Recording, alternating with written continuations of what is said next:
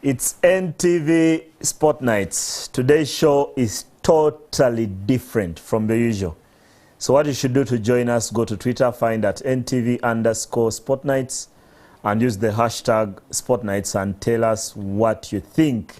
Because it's a special edition of the World Cup. Remember, the next time we are here, the World Cup will have started a day earlier because the World Cup kicks off in Qatar on Sunday when the hosts Qatar take on Ecuador. A moment that many of us have waited for 12 years when the World Cup was awarded to Qatar all those years ago. We are going to discuss the things that I was talking about with Sandra when we're doing NTV tonight. The things about the human rights abuses, the criticism, the corruption and FIFA and all. I want us to stick to the things that bother the fans the most, especially what happens inside the four lines. And I have a contingent of fans. Unfortunately, none of them supports Argentina, so I'll defend Argentina on the show. Don't worry. If you support Argentina and you're out there, you have the right person right here. And consider that I'm one controlling the show, I'll decide who speaks. You want to say something bad about Argentina, you're going to walk out. I'd love to start with Africanacity. The gentleman at the extreme in a green jersey, which is Senegal. Good evening and introduce yourself. What's your name? Thank you so much, Mr. Dakawa. Good evening to you. I'm Innocent Kisembo, and I'm Team Senegal, the Lions of Teranga. Okay, Innocent Chisembo. And right next to him is 2 World Wars and 1 World Cup, England. What's your name? Thank you, Ismail. My name is George Sendifa. I'm Team England, supporting the Three Lions all the way. Hopefully we can bring it home. Innocent George. Right here. A team that is going to the World Cup without Paul Pogba and N'Golo Kante. Yeah, thank you so much. I'm called Andrew Esabu, and I'm going in for France, Les Blues. Okay. Yeah. The man who supports La Blue. Andrew has not left us. He's seated in a UFC ring with an Arsenal fan. I want to request him first of all to introduce himself, the man in the Uganda jersey. Good evening, and what's your name? Good evening, Mr. Dakabi. My name is Ogwok Maurice Hesketh, and I'm Team France. Team France. Andrew, are you comfortable? That gentleman also says he's an Arsenal fan, and considering they are the pre-World Cup champions of the Premier League, he deserves a handshake, surely. Hesketh. Yes. Welcome to Sport Nights.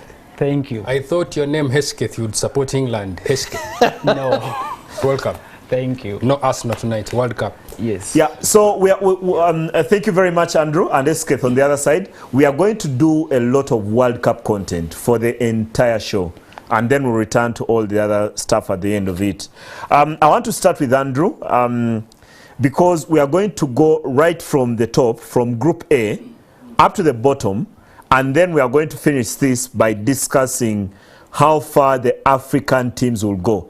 Andrew, every World Cup, the success of every World Cup is normally tied to how far the host of the tournament will go.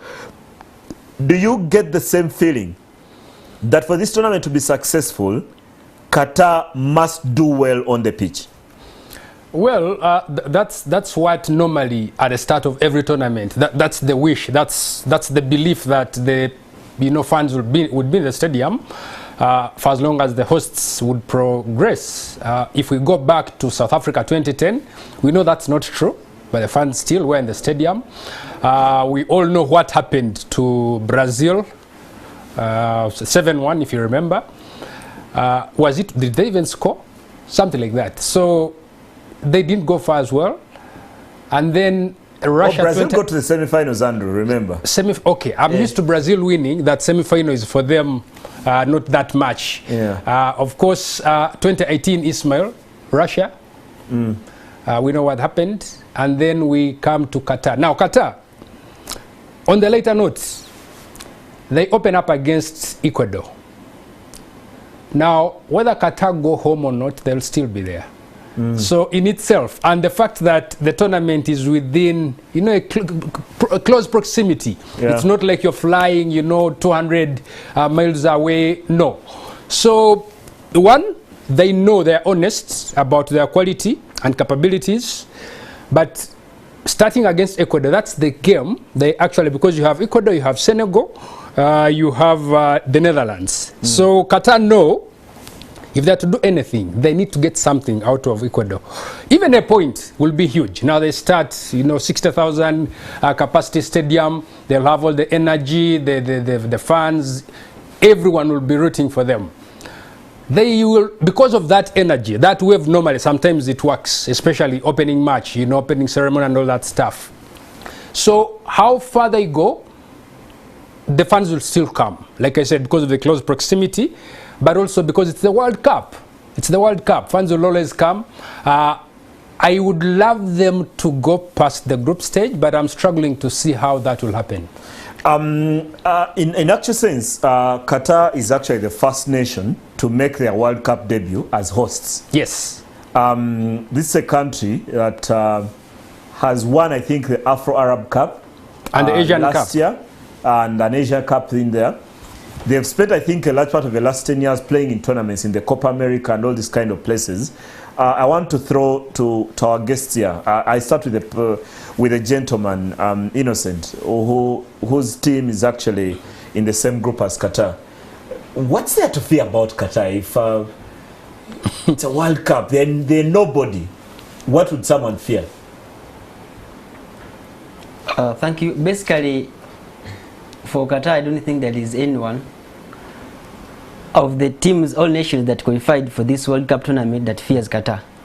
Despite of the fact that it's the host and it's their first time of its kind, and being in the same group as Senegal, trust me, I'm going to hammer them seriously myself, without fear or favor. Whether Sadio Mane plays or not, I still have the good soldiers on the ground and the pitch to do that work. And in my view, I think Qatar, I don't see any chance of Qatar qualifying to the next round. They actually normally are accused of sport washing, using sport to wash away all the other things, but that's going to be the center of our discussion. I want us to move very swiftly to another team in the same group. And before I get back to you, I'm going to start with George here. George, the England fan. Forever, for generations, Netherlands always fail. They always fail, regardless. So listen, that the closest they've come to winning the World Cup, 1974, they choked against West Germany. For a generation, they got to a final in 2010 and lost to Spain, that injury time goal to Andreas Iniesta. If you're a person who loves your history, they could have won the World Cup in 78 had Johan Cruyff chosen to go to Argentina. He chose not to go, and their best player was missing. And that's the reason why Netherlands could not eventually win the World Cup. Do you, George, do you get a feeling that Louis van Gaal, because of his ability in knockout football, and this team comes into a tournament without a lot of expectations, having missed some tournaments, they haven't qualified for all the tournaments previously. Do you get the feeling that Netherlands will go far, and why? If they went far, what would it take? Netherlands has a good coach. The last time Louis van Gaal took over in 2014, their squad wasn't that good, but they managed to reach the semi-finals. Sure. This time, the build-up to the World Cup, Netherlands have been trying to play. I believe their performances will depend on Memphis Depay. He has to be fit, yeah. But also, their path to glory is a bit tough. I see them meeting France somewhere. Will France still be there? Yeah, France will be there. So that is their biggest obstacle. They will go through the group stages and also last 16. But if they meet France somewhere, they might not advance. Yeah, and George, I want to stick with you. This Dutch team, when you mentioned Memphis Depay, how then do you trust a player who hasn't played? Because I was looking at their team, and the previous one before the team was named, Louis van Gaal actually stated that Memphis Depay and Frankie de Jong will be in the squad regardless, and he regards them as their best players. Now they come into a tournament without much practice. Yeah. Depay has been, ever since Louis van Gaal took over, I know they had issues at United, but he brought him back to the Netherlands team, and Depay has been performing. So I believe he's trusting his gut that if Depay, even though he hasn't been playing, if given a chance, he'll perform.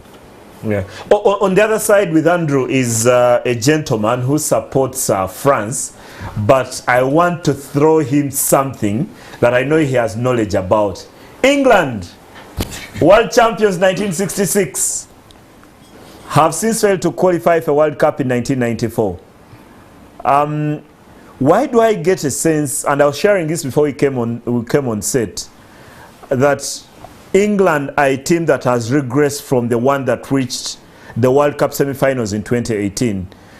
Do you think England, led by Harry Kane, who bangs in the goals, could be up for something close to what they achieved in Russia? Yeah, I give them 50-50, but I doubt. Because England, they have always been there, but the only problem is they have a lot of players, and unfortunately, they don't know, the manager doesn't know how to select the team. So, I don't give chance to England. They will reach to round of 16, but they will not make it. Actually, Ismail, on that point, that group of Iran, the USA, Wales, and Iran, actually, that's the most off-form group. Yeah. They're just going to battle amongst themselves, and the best of the worst. We need two. We need two from that group. The USA have been quite horrible coming into the tournament. England have won only 2 out of 8 games this year. This is a team that made the semi-finals in Russia, the final at the Euros. The defense is wobbly. You don't know what's going to happen in there. Some of the players that have come, you know, as a unit, they are different from the team that made the final at the Euros. Yeah, and so, you know, Andrew, and you mentioned the thing to do with the defense being wobbly. Yeah. When I think about England, the one thing that strikes me the most is that the team has regressed so much. Yep. First of all, the players are out of form. With the exception of Harry Kane, who probably is the player who has maintained the level they were when they reached the semi-finals in Russia, Jordan Pickford is less of a player than he was.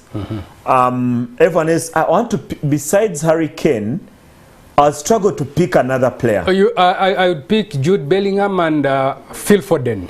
Yeah, Phil Foden too. Foden. Yeah, thank you. So in there, even if you picked, for example, Kieran Trippier, who is having a very good season at Newcastle, I don't think he's as lethal as he was in Russia, because in some of the situations, like you will notice in that semi-final against Croatia, when they got a free kick, you got very, very scared about what they were able to do in those positions. So I look at this England, and my fears relate to what Alan Shearer was saying on the BBC the other day, that he doesn't see England going beyond the quarterfinals. And he's being modest quarterfinals, because like I told you, if you had other elite teams in that group, the US and England would probably stay. But they have Iran, who are coached by Carlos Queiroz. He knows Iran very well, and also some of the players, they've maintained some of the players in there, so they are the dark horse. Then you have Wales, who also have a Gareth Bale who hasn't been playing, Aaron Ramsey. It's the end of an era. End of an era. So they have, and Wales normally, this is the first time in 64 years at the World Cup. But they never shy away from giving it a go. And trust me, Wales will enjoy having a go at the US and taking on England. So anything, getting out of the group, because you have to take 2 teams out of that group. That's the law. We'll perhaps get England in through there, and then USA squeeze it a bit. For me, it's actually Wales and Iran. I see some shock over the other 2. Okay. Yeah. Now I'm going to negate my bias and let someone else do the analysis of Argentina. Eternally, I want Argentina to win everything. Christmas Cup, Easter Cup, you even had to prepare one tournament to win it last in COVID. Andrew atao okubye nnyo. Anyway, while you're wearing a French jersey, eternally, Argentina are desperate to win a World Cup. They've not won since 1986. In 1986, Argentina won the World Cup. Nothing else happened that year because we had Diego Maradona in that side. The burden that awaits, that has hung over Lionel Messi's head to crown him as probably the greatest footballer of all time, greatest of all time. People love those debates. Everyone said it's the World Cup that he's failed to win. But you look at this team with Lionel Scaloni in charge over the past few years, they've been brilliant. Won a Copa America, I think they're on the longest unbeaten streak, ongoing unbeaten streak in world football. Do you get a feeling that Argentina now have the tools to break that cycle of failure? Thank you so much.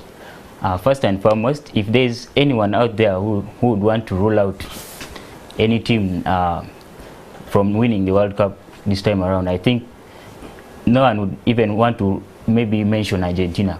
Because first of all, when you look at Argentina, they are one of the most organized teams coming up. Yeah, they've been performing well. Even Copa America, they have been performing well, and they have players who are very eager. They are eager. They really want to come out and get something. You've mentioned Lionel Messi, and it's very true. He wants to, at least, he knows this is his it's his last World Cup tournament. Yeah, he's 34 now. Yeah, so. And he would want to at least retire when he has something he has achieved, and maybe win more Ballon d'Ors. So to me, I think Argentina will put up some good performance. Okay. Yeah. George, yes. I know you love your football quite a bit. Unfortunately, you walked in here with a jumper that bore Manchester United. But I know you love your football quite a bit. Do you get a feeling? And you know, when teams are looking for something like we'll get them to win a World Cup, I was looking at FIFA 23. You've seen, if you love your gaming, the guys who manufacture that game, FIFA 23, are saying everything is aligned for Messi to win the World Cup because they've had predictions in the last 3 tournaments and actually got them right. And then they have a prediction game on their games, and it shows Argentina will win the World Cup. And I want to believe FIFA 23 for this. Someone is laughing across the floor. But George, does this feel it? Does it feel that this the Argentina side that is most balanced to win a World Cup? Yeah, this Argentina team is so balanced. I believe up front they are balanced. They have a lot of experience and veterans, the likes of Messi, Di Maria, Papu Gomez. It's a very good team. The midfield is good. Most of their players have been on form. Enzo Fernandez, Rodrigo De Paul has been doing well. The issue with Argentina might be in defense. Who will start in the centre-back partnership? Yeah? Of course, you'd imagine Lisandro Martinez picks himself because of what he's done at United. But many are claiming that Otamendi is doing well for Benfica. Benfica has been doing in the Champions League, whereas we know Romero for Spurs, very composed defender. He has to play. The issue is at left back. I don't trust Tagliafico that much. I don't think he has been that good.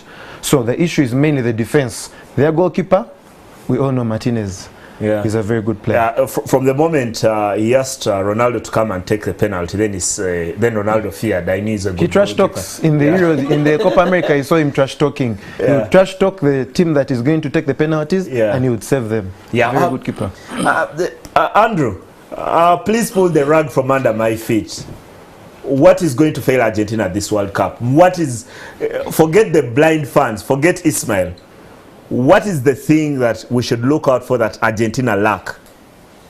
I think it will be close margins in a knockout game where they meet, teams like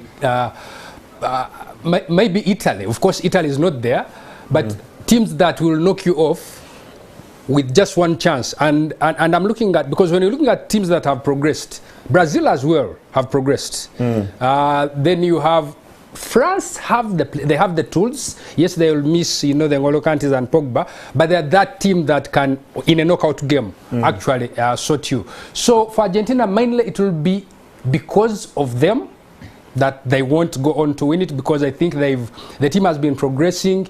There's finally a structure in the Argentine team. Previously, they've been playing, each on their own, but now they have a structure. In that longest run of theirs, 35 games unbeaten, they won some, 2 trophies there, including the one that you organized, the Copa America, and Messi. You man, I come from Bugweri. I cannot organize a trophy in South America.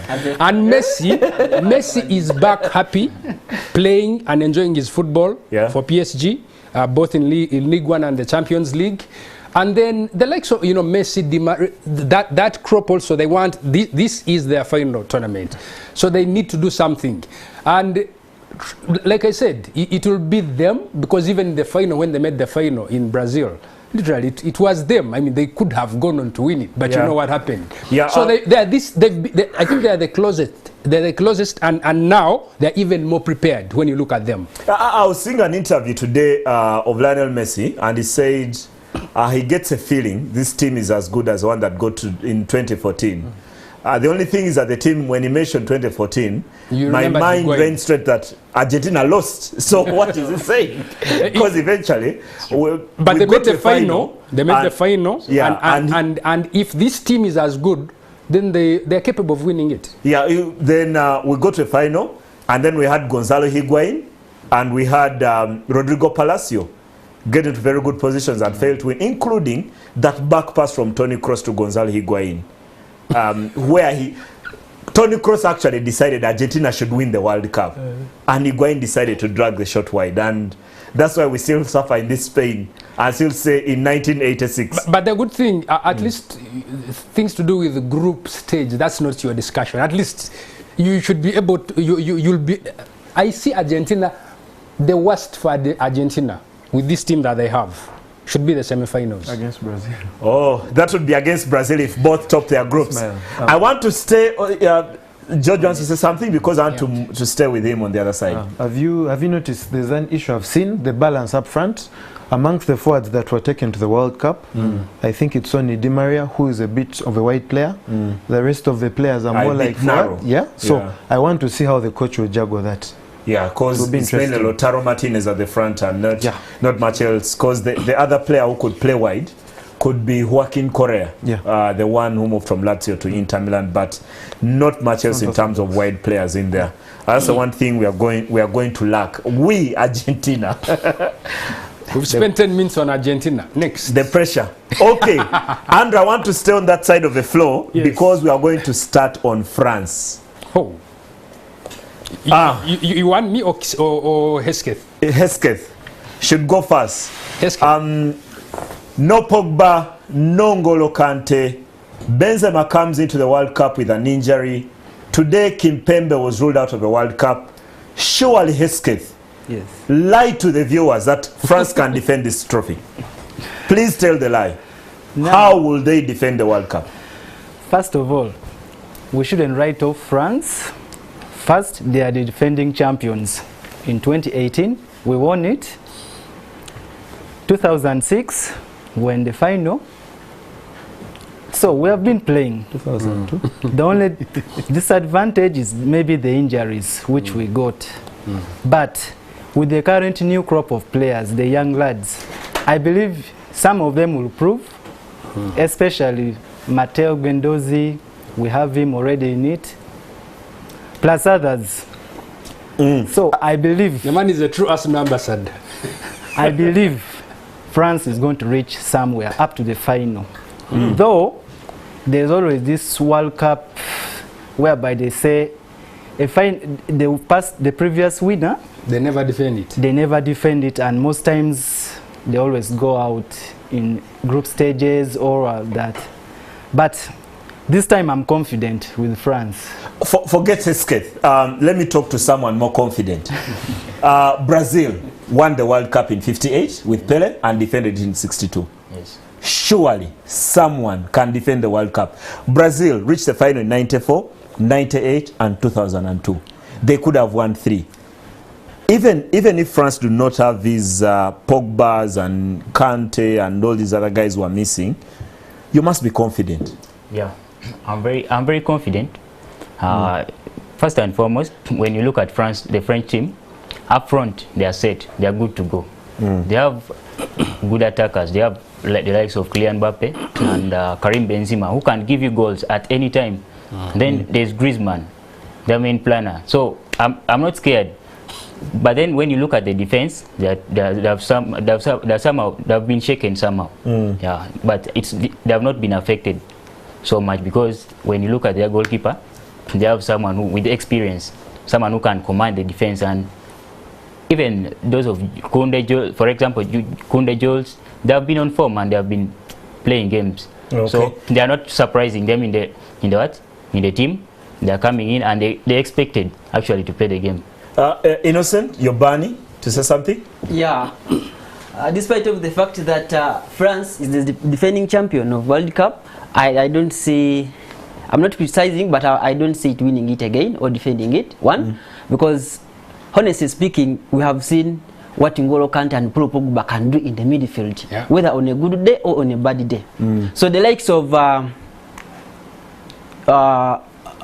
Kamavinga and Chouameni, very good players. They are very good players, but the problem will be now in the transition from the midfield to supplying Anthony Griezmann, Kylian Mbappe, and then Karim Benzema in front there. So that's where the challenge is, and that's why I'm ruling them out of defending it. The finality on the show, NTV Sport Nights. Andrew, I want to take a break. It's NTV Sport Nights every Monday, right here on NTV. We come to you live. Go to Twitter, find our handle at NTV_Sport Nights, and also use the hashtag NTV Sport Nights.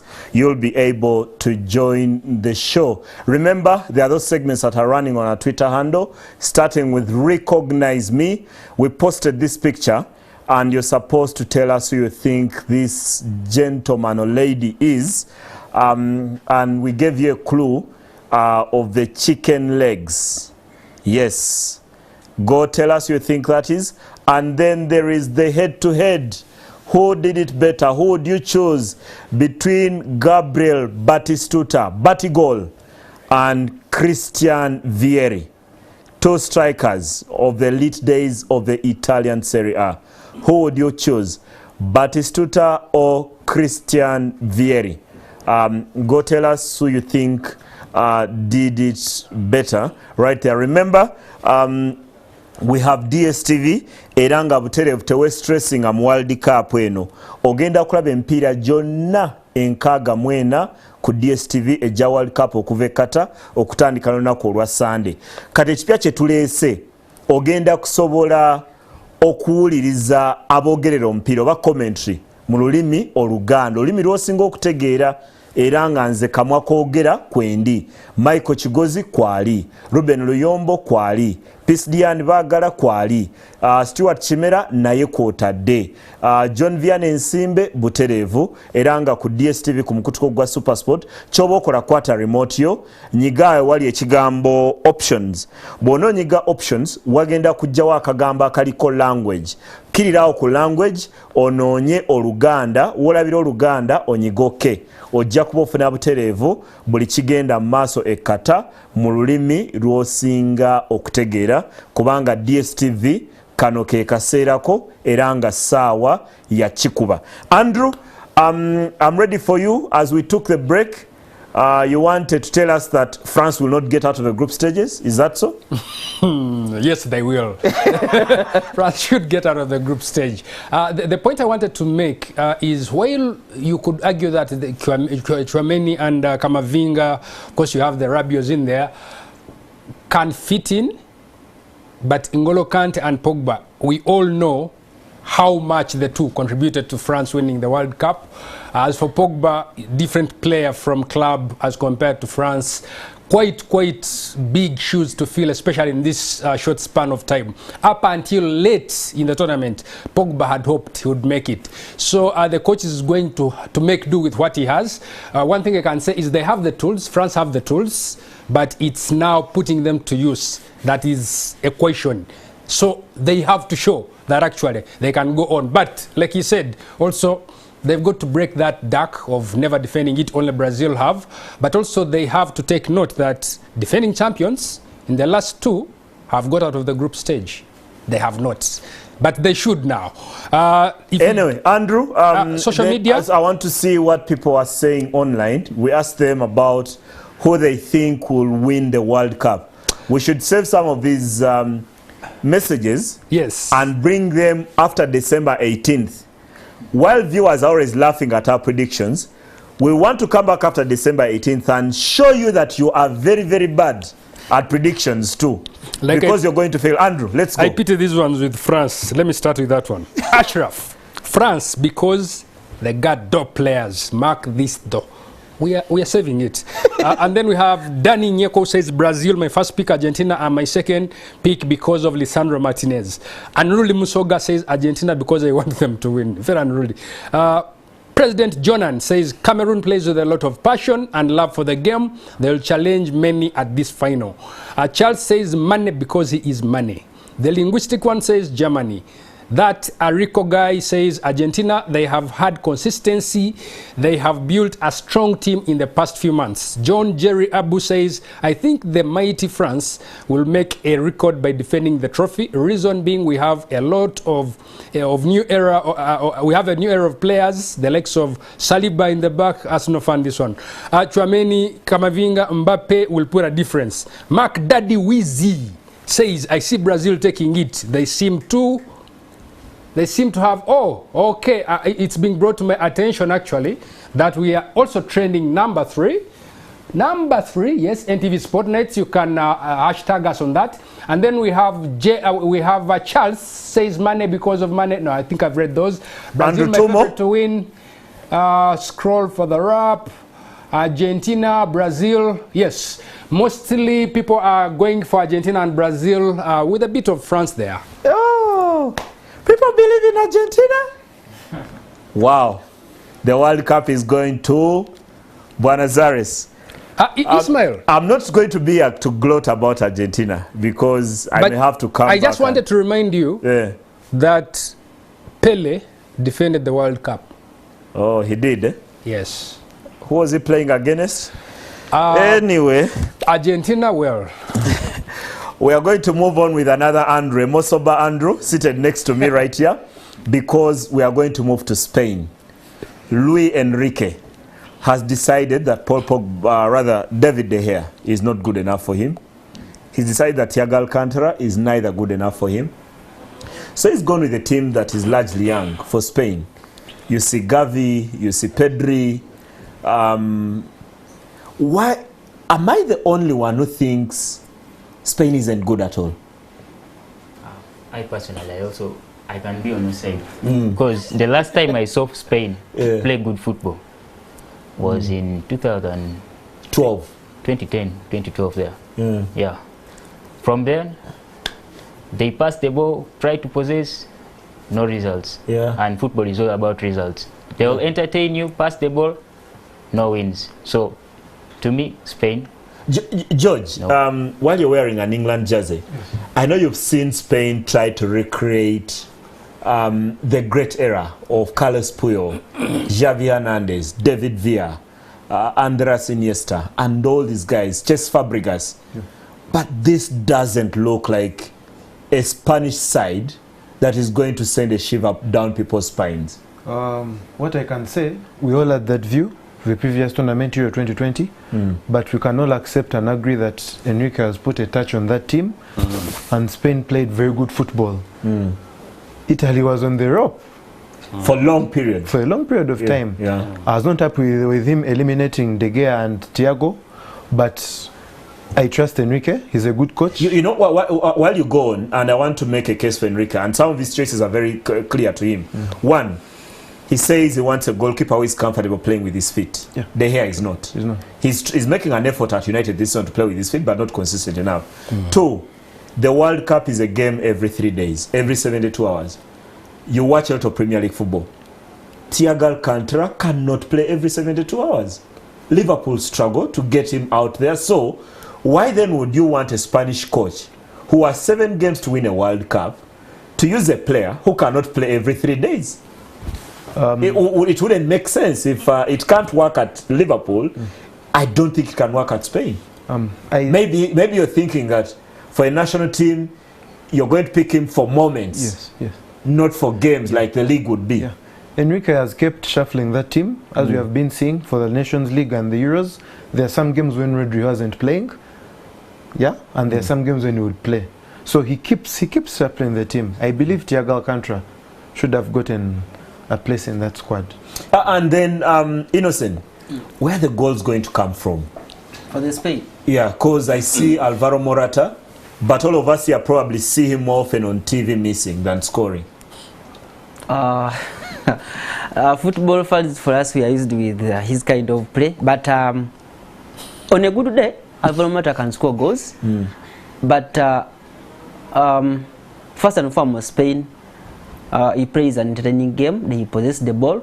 But the problem will come from who is going to be transforming the ball from the midfield, of course, the starting line where they have this guy Ferran Torres. Now they have Alvaro Morata. This side I saw there Nico Williams. So that's the biggest challenge, because all those guys can entertain, but their finishing is not all that good. However, we should not rule them out, because this is football. Anything is possible. Yeah. So I think for the Spain it is very okay. When you leave the striking side, defense-wise they are okay. They have experienced and talented players. We have Dan Cavajal in number 2, and John Araba will pass there in number 3 in the left flank, and even here in the center midfield, the central midfield, they have this guy who plays in for Torres, Pau Torres, is also a good defender. They have Emilico Laporte. On a good day, he can also he plays very good. And midfield-wise, they have now Sergio Busquets. I wonder why Thiago Alcantara wasn't added to Sergio Busquets, and then they could add Gavi or Pedri. Andrew, on the other side, why is Enrique, if you cannot carry, and I'm one of those who is against Thiago Alcantara going to the World Cup, I want to be very honest, because he can't play every 3 days. The body just doesn't allow him to do so. So you don't carry that kind of player. But why then are you carrying Sergio Busquets, who is clearly over the hill? Well, he's the captain. He's the Maguire. He's the captain. And I also think he's limiting it to, he's keeping it in Spain because Sergio plays with Gavi, with Pedri. So perhaps he wants to keep that unity. But if you're taking a squad of 26, like my friend there says, Thiago Alcantara is a value addition for me. Is not a liability if you took him. So it's a question of, you see, things to do with squads and lineups. Always, we shall never agree with the coach, because you think this person should be there. On the point of De Gea, for example, you make the point very clearly: a keeper that plays. But when it comes to other areas, I don't think any of the keepers that have gone are better than De Gea. So it's a one-off, split decision. But I've got to say, no coach has been recently with the team and worked with them from the start to where they are now, and you see there's an imprint, there's something happening. And that with Enrique, clearly this is his team. He takes full responsibility for whatever he says and whatever he decides. So it's his team, and I think it's a team that is almost there. So this is another tournament for them to show that they can go another step. Hesketh, I want to come to you, and we are going to be talking Germany. Hansi Flick and his side, champions in 2014. We're all shocked that he decided to recall Mario Götze. He had not played for Germany for the last 5 years. Of course, scored that goal against Argentina that won the World Cup. What do you make of this German side? Do they even have it to be mentioned, or it's just because they've won 4 world titles, so we should discuss them on this show? To me, Germany, they have not been so convincing, because now currently they have young players who are trying to get into the squad, as the old ones, they are retiring. So at the moment we're having next generation of players. That's why also Spain is having the same issue, next generation. So Germany, they are there, but they are no longer among the media's favorite. But they will play. The Andrew seated next to me, Okay. James Musiala, surely a gem, a diamond. Yes. Germany have such a player. That can be a difference. Very true. You cannot rule out Germany, because when you look at Germany, their squad, they have guys who play business. You have Musiala, you have Sane, who can surprise you at any time. Germany, you cannot rule it out, and it's one of my favorites. Though France is the first, followed by maybe Brazil, but I'm sure German will give them a challenge. Innocent. Our floor manager here, Miro Paul, believes in Belgium. Do you? Yes, The golden generation must win something. definitely. You see, we are. What would it take for Belgium to win the World Cup? No, nothing much, because they have experienced players who have been there. The defense is okay. The goal line, I believe in it, because there is no how he can lose the basket, try the goal post with his experience and talent. And then the midfield is okay. Kevin De Bruyne, Axel Witsel, there is a Yuri Telemans, this guy of Leicester City. And then when you got the striking line, of course, we all know what Eden Hazard can do, whether he's fit or not. And then this side they have this guy Jerome Doku, and then the other side we also have seen Leandro Trossard in Brighton and Hove doing wonders for the team. So at the end, and without forgetting Romelu Lukaku, however much has been injured and not been on that form, but I don't rule Belgium out, and I really, it's my next team apart from Senegal. Me too. So this time around, Belgium, we're going to make things happen. George, I want us to move a little faster because time is calling. Croatia reached the finals 4 years ago. The golden generation is on their last legs. Luka Modric, Ivan Rakitic. I don't see Ante Rebic in this side, despite doing well for Milan, fairly well for Milan, not very well. Croatia, 2018 was a shock. Shocks don't happen twice. Croatia, no, I'm not giving them a chance. I feel based on the team that played the last two tournaments, they haven't really recycled the team. I'm seeing the same faces. This boy that plays for Inter Milan, the midfielder, it's going to be the same midfield. Yeah, Brozovic, Modric, then behind defense, same faces. No, I'm not giving Croatia a chance. Yeah, I struggle to see what they can improve. Now, a topic that everyone watching the show would love to listen to: Brazil. Probably I've met more journalists in this job who believe in Brazil more than any other team, starting with my friend Murangira, Daudi Rumansi, with whom we've spent a large part of the past 10 years working in the same environment. Brazil have not won the World Cup since 2002. Andrew, I want to come to you first across. When you look at this Brazil side, Neymar, Gabriel Jesus playing good football, a midfield of stability, Casemiro, Fabinho will even be on the bench like he's been for most of the time. Defensive, the experience of Thiago Silva, Marquinhos. Andrew, there is genuine belief that title number 6 is on the way. Actually, this is the most serious danger to Argentina. Because when you look at the Brazil squad, we beat them the last time we played them in the Copa America. In their backyard. Yeah? In their backyard, in Brazil, it's at the Maracanã. Wait, that's why we won the Copa America. that's the tournament you organized. Okay. I mean, it's quality is littered all over the place, and they've also now, we are talking about structure and Argentina. I think this Brazil can play well as you can see. They also need to keep Neymar fit. Neymar has been quite unlucky in big tournaments, whereby he somehow gets knocked out and that's it. He's playing well with the front three at PSG, Mbappe and Messi, and looking at every place, every position that you talk about. I mean, you're talking of benching Fabinho. They have it. They are this close. They are this close to getting it. Actually, it's not just your friends that actually believe that Portugal, rather Brazil should go on and win it. There's a market research I've been reading on. There's a market research published in Reuters.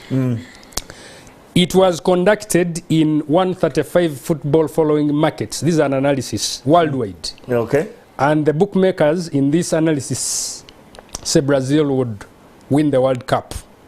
Oh. So almost half the respondents say Brazil should win it, followed by France and Argentina, a third. FIFA 23 says Argentina will win. If you want to bring analysis on the show, if you want to bring research, But the problem with the FIFA, most popular game in the world says Argentina will win the World Cup. But the thing is, with the FIFA 23, you play it. You play it. Yeah. This is a market research of football following nations.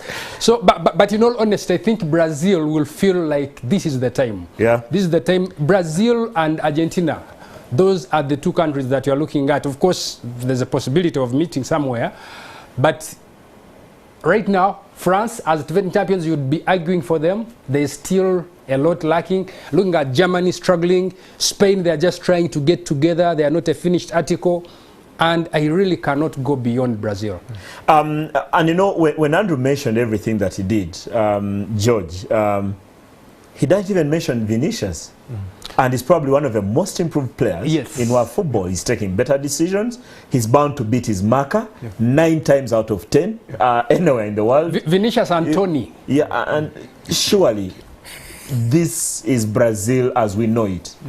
Yeah, I believe they are favorites. You've talked about Vinicius. 18 months ago, he wasn't even on the starting lineup. But now, the only headache Tite is having is that because Vinicius has to play, he has to move Neymar to a central attacking midfield role. Now that gives him a headache. Who is going to play with Casemiro? Yeah. That is the big question. Because you play Lucas Paqueta, he's more of attacking. So will he play Fred? Will he play Bruno Guimaraes? Yeah. Who will play with Casemiro? So Vinicius has also caused that problem on his lineup in the midfield. Will they strike the balance like they have been having it? We'll see. And you mentioned that midfield. I would personally pick Bruno Guimaraes because he has a lot more balance than Fabinho, than Lucas Paqueta. Fabinho is largely defensive. Lucas Paqueta is more attacking because an imbalance. Bruno Guimaraes balances the two ends because we want Casemiro to stay there, protect the back four. Innocent, the last of those teams that we think should be discussed greatly in the title is Portugal. Ronaldo is now rested. All he does is do interviews and complain about gyms and jacuzzis and coaches and chefs across the world. So he's going to the World Cup, well rested, has not played many games recently. But Portugal, in terms of quality, have more than Ronaldo. That's very true. If you had to compare a player by player, I think out there fans, Portugal fans and all soccer fans, they haven't ruled it out. Even by the I hear people saying Portugal will win it this time around because they also feel that they have got CR7. It is his last time, his last chance to win a big trophy than what he won in Euros 2016. Yeah. But the trophy won by Eder. Yeah, true. That guy. But honestly speaking, I know their squad is good. It's quite talented. But Portugal, honestly speaking, Cristiano Ronaldo, when you put him aside, even Portugal can play and win games. Yeah. So because you're looking at Bernardo Silva. These days you have Rafael Leao doing very well at Milan. True. Surely this team has more than Ronaldo. It has more than Ronaldo, and I absolutely agree with you on that. And please watch it so seriously, because it's going to cause some heartbreaks to some people whom they don't think that they can make it. And I want to stay with you, Innocent, because we want to wrap this conversation with the African teams. The 5 African teams at the World Cup include Cameroon, Tunisia, Ghana, and Senegal. But the conversation is about the jersey that you're wearing. Many people believe that Senegal is the best of the African lot. Not only because they've won the AFCON, but because they have a player who is playing at the level of a Ballon d'Or in Sadio Mane over the past period. And then they have a lot of qualities littered around the team. Kalidou Koulibaly, Idrissa Gana Gueye, Ismail Sarr, across the board. This is a quality side. What more can Senegal break that barrier where African teams only end at the quarterfinals, like Cameroon did, like Senegal did, and like Ghana did. Do you sense a semi-final appearance for Senegal in this World Cup, and why? Yes, I do sense it. However, we had the challenge of Mane picking up an injury. However, I think the doctors and the doctors. Which doctors? The doctors. The ones with ICUs or the ones with ICUs? Both of them, because this is African history. I don't want to lie to you guys, because I believe if I had a chance and I would take him to Mama Fina, because that guy, honestly speaking, we know what Sadio Mane can give you on a good day, and we have the best. I think the best squad in Africa, because there is a good development and improvement of African players, preferably that is Senegal, whereby we have Edouard Mendy, those that are playing in Europe. We have Memphis Mendy, we have Ismail Sarr, as you mentioned. We have Baba Toure, we have Idrissa Gana Gueye. All those players, they can give. We have Cheick Kouyaté. You see what he's doing at Nottingham Forest. So, as Africans, Senegal is going to represent us, and I believe whoever is coming along Senegal way should be warned. Andrew, I wanted to give you the last word on the African teams, because I want us to go to the 256 roundup after you. Why should an African be optimistic about the 5 teams? I have profound fears, because I also believe they have been placed in very difficult groups this time, more than any other World Cup. Actually, I think the news about Mane was quite disturbing. In a way, it unbalanced the preparations for Senegal. But that outside, you've got to say Senegal in a group that they can do it. Of course, the Netherlands, Qatar, Ecuador. You're thinking they should do enough. Andrew, I wanted to discuss something beyond Senegal. The other African sides. I'm discussing Senegal because they're the only ones I believe are going past the group stage. Talking of Tunisia, they've been there I think 6 times. All they do is group stage. Morocco, I have a strong feeling Morocco have the ability to poke holes. They are quite a unit, and you saw how they topped their group and then beat DRC. So their qualification, and also in terms of investment in Africa, there is not one country you can point to in terms of proper development of the youth system all the way up. So they are one of the most prepared teams. If you are to talk about preparation, following the ethos. So Morocco are that team that can put up something and shock. And then the 2 West Africans, Cameroon and Ghana. Cameroon, well, they're in a group with Brazil. Cameroon, and Ghana in a group with Ronaldo. Cameroon, for me, would do well to progress from the group stage. They have pedigree, at least among East African teams. There are those teams, they are a team that can put up a fight, but it's a tough group for them. For Ghana, I had written off Ghana, but the resilience they showed in dispatching Nigeria. And qualifying, they showed character. Then their team, they have, of course, the Ayus, who are like, the other end of their career, but they also have some youngsters in there. Then they have the informed Partey, who is just enjoying his best football right now at Arsenal. I think they could spring a surprise, because you're looking at Uruguay, one of the most technically, technically gifted and tenacious teams, and then Portugal. Those two have pedigree in the World Cup. But you could argue so is Ghana. So Tunisia, Portugal and Uruguay, one of them could fall victim to Ghana. Oh. And someone was warning me today that next week we will all be praising Ronaldo because he would have scored a brace against Ghana. He has very good timing to hogging the headlines after Garnacho's goal. By the way, I also pray for the coach of Portugal, Santos. That's not a small problem to handle. They have very many good players. I'm going to stop Andrew from speaking, because the guys we have on the show today are going to make predictions so that they look as bad as we always look. In our head-to-head today, because we have dedicated a lot of time to the World Cup segment, Andrew is only going to read a bit of your feedback as some of those pictures play of Gabriel Batistuta and Christian Vieri, two of the most complete strikers of their generation. Both very good movement, especially off the ball. But the one thing that I would pick would be technical ability with the ball. Gabriel Batistuta was an artist with the ball. His ability to play with both feet at the peak of his powers in Fiorentina and then Roma. By the time I think he went to Roma, he was in decline a bit. But this is a guy who scored every type of goal, left and right, and then with his head. The main challenge, though, like many of his era, he choked when he wore the Argentina jersey because Argentina did not win much with him. But an artist, for me, more technically gifted than Christian Vieri. Now, when you turn to Vieri, for all his technical ability and being a left-footed striker, probably the most powerful striker you'll ever face. Forget for a generation that only watched Didier Drogba. Now, Christian Vieri is Didier Drogba in 3D.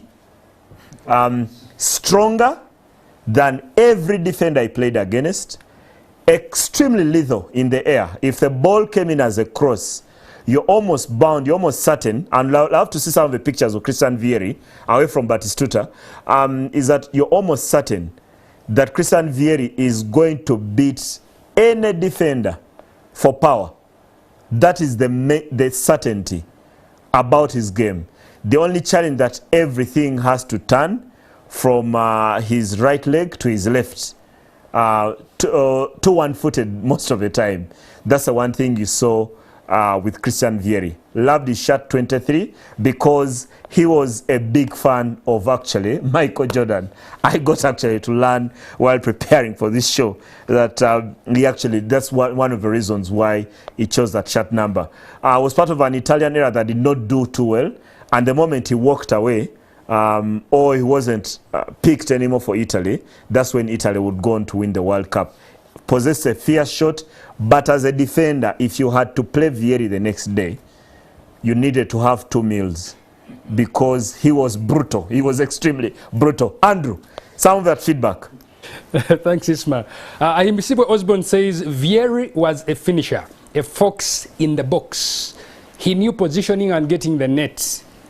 But Stuta was a beast. He was a leader, had the presence, had great goals, and had character. But Stuta any day. I think Vieri would compare better with Inzaghi. And then we have Ashraf, who says Gabriel did better. I mean Gabriel Jesus of the mighty. Come on, not us, no. Muzukulu wa Chisoro. One-dimension strikers. No goal, nothing special, but no doubting the potential. Basabula kuluna kuluwawe. I don't know how old this Muzukulu wa Chisoro is. And then we have Omondi Simon Peter says Christian Vieri, he was direct and scored crucial goals. Then you have Jeff who says I'll go with Batigol. He was good holding the ball and good at scoring. And Ruli Musoga says, forgive me. I wasn't born. I was Sibamanyo. Let me wait for Saka and Garnacho. And then we have Mark Miller Andrew, says... that should be the last message. The next one. Mutalemwa Frank says they were both great players with almost same individual achievements. But for me, being Argentine, I go with Batigol. Someone else wants Argentina to win the World Cup. It's coming to Buenos Aires. Anyway, we are going into our predictions. Let's start with what we did last week. I hope I was good last week. Let's go with those predictions from last week. Then these guys will look as bad as us this week. Andrew, let's go. Newcastle, Chelsea. Newcastle 3. Chelsea 1. I'll go with Newcastle 2, Chelsea 0. Yeah. The next one, Atalanta against Inter Milan. Let me go first. Atalanta 2, Inter Milan 1. Atalanta 0, Inter Milan 1. Okay. Yeah. The next one, The Wakiso Derby. Andrew, you're going first. Wakiso Giants against Vipers. Wakiso 1, Vipers 2. You're too confident for my liking. Wakiso 2, Vipers 2. Okay. And then the last one, Andrew, Express Bull. 1-1. I'm going with Express 1, Bull 2.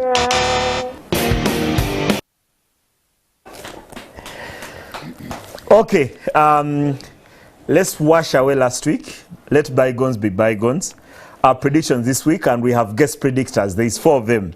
There's Qatar against Ecuador in the World Cup Open on Sunday. Then there is Star Times Uganda Premier League games, including KCC against URA at Lugogo on Saturday. And then Arua Hill against Villa. Villa traveling to Arua. Andrew, I'm going to start from the extreme end as I come towards myself. Yes. Qatar, Ecuador. Qatar 1, Ecuador 0. Okay. Hesketh seated right next to Andrew. The World Cup opener at the Al Bayat Stadium, which is Qatar against Ecuador. Hesketh. I go with 1-1. 1-1. Yes. Innocent. Qatar, Ecuador. I go with Ecuador 2, Qatar 1. Okay. George. Ecuador 2-0. 2-0 to Ecuador. Okay. Then Andrew. Ecuador 1, Qatar 0. I go last. I'm going with Qatar 1, Ecuador 1. The next prediction, KCCA against URA. Andrew. URA are struggling. Some team are walking a tightrope. KCCA, URA. So you're helping my prediction. KCCA 2, URA 1. Then the next one is Hesketh, one of our viewers who joined us today. Uganda Premier League, KCCA against URA. KCCA 1, URA 2. Okay. Innocent, KCCA, URA. It's a tight game, but I go with a draw, 2-2. Okay. George, Team Zevi Tongole B. Yeah. 1-1. 1-1. And Andrew? KCCA 3, URA 1. Okelo scoring. Okelo scoring. I'm going with KCCA 2, URA 0. The final prediction from the Barifa Stadium in Arua. Andrew, Arua Hill against Villa. Your prediction? Arua Hill 1, SC Villa 0. Hesketh, the start of a very tough run for Villa starts in Arua, because after this one they play Vipers and KCCA. So pick Arua Hill against SC Villa. Arua Hill 3 and the other one 1. Those ones, eh? Innocent. This one is an Arua Hill Villa. I still go with, this time around Villa is going to lift itself, so it's going to win 1-0. Villa 1-0. Yeah.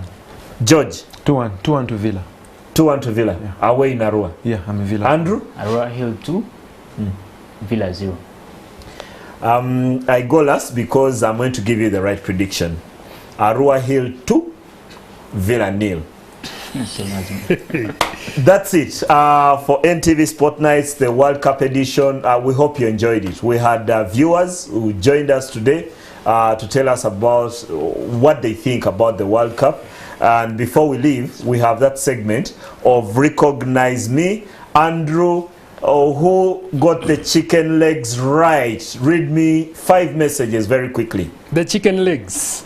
I'm still recovering from that as well. There you go. I'm still with too much. Montana says William. Venus William. Wrong. And then we have Ronnie. Ronnie says, let me wait for another day. To date has failed. Otherwise, I might end up saying it's just Justine. Mwanga Morris says, Alison Felix, take it to Bank of Uganda. John Sempala, Ronaldinho. And then we have Ndigema says Alison Felix represented, and then Smogyu G, Alison Felix. President Jonan, this looks like Linda Diane, but I think it's Serena Williams. And Ruli Musoga, Chitutu Paul says the clue is too specific. Can we have another challenge? This is Alison Felix. She was nicknamed Chicken Legs by her teammates at high school. Oh, that's the answer. Let's get the right prediction. They are one of the greatest sprinters of all time, a 9-time world champion, also an Olympic champion on multiple occasions, retired this year at the World Athletics Championships in Oregon in the USA. Alison Felix. If you love sprinting 200 and 400 meters, that's why she made her name there. A legend. One of the greatest sprinters that sport has ever seen.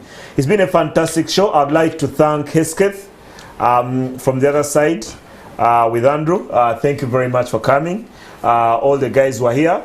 Now, because you've been on the show, Innocent, George, Andrew, and Hesketh, now you owe us to ensure that you watch the show every other Monday. Every other Monday. That's right. When you're not here, you make sure you watch the show. And maybe the last one, just one, who is winning the World Cup? In a word, Andrew, let's go quickly. Brazil.